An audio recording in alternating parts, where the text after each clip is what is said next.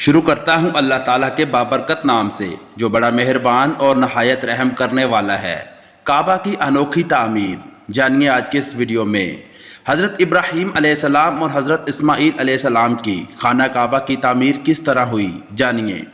زمین پر خانہ کعبہ پہلا گھر ہے جو اللہ تعالیٰ کی عبادت کے لیے بنایا گیا۔ حضرت ابراہیم علیہ السلام مکہ میں حضرت اسماعیل علیہ السلام سے ملنے آتے تھے۔ حضرت اسماعیل علیہ السلام بھی بڑے ہو گئے تھے۔ طوفان نوح کے بعد خانہ کعبہ کی صرف بنیادیں ہی رہ گئی تھی۔ حضرت ابراہیم علیہ السلام نے خانہ کعبہ کو دوبارہ تعمیر کیا۔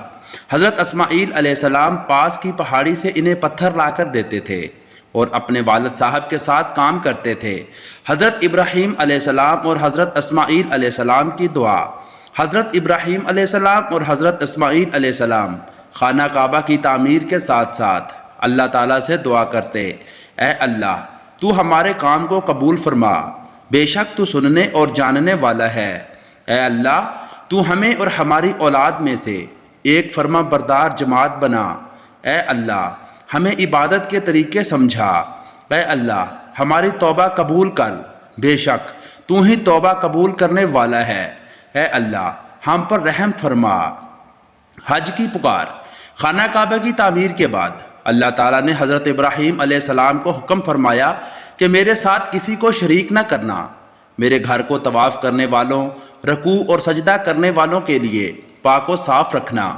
مزید فرمایا کہ لوگوں کو حج کے لیے پکارو تو لوگ تمہاری طرف دنیا کے ہر علاقے سے چلے آئیں گے۔ آج بھی اس پکار کا جواب دنیا سے لاکھوں لوگ حج کرنے آتے ہیں۔ حجر اسود کو بوسہ دینا۔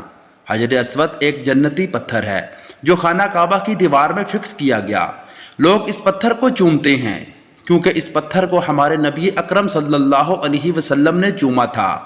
حجر اسود کی اہم معلومات۔ حجر اسود کا پہلا نام حجر اسفند تھا اور یہ ایک سفید پتھر تھا۔ لوگ اس کو بوسہ دیتے تھے۔ یہ لوگوں کے گناہوں کو جذب کرتا ہے، اس لیے یہ سفید پتھر کالا ہو گیا۔ اللہ پاک ہم سب کی بخشش و مغفرت کرے، آمین۔ اور مزید اس طرح کی ویڈیوز اور واقعات کے لیے چینل کو سبسکرائب کر کے بیل نوٹیفیکیشن دبا لیں۔ اللہ حافظ۔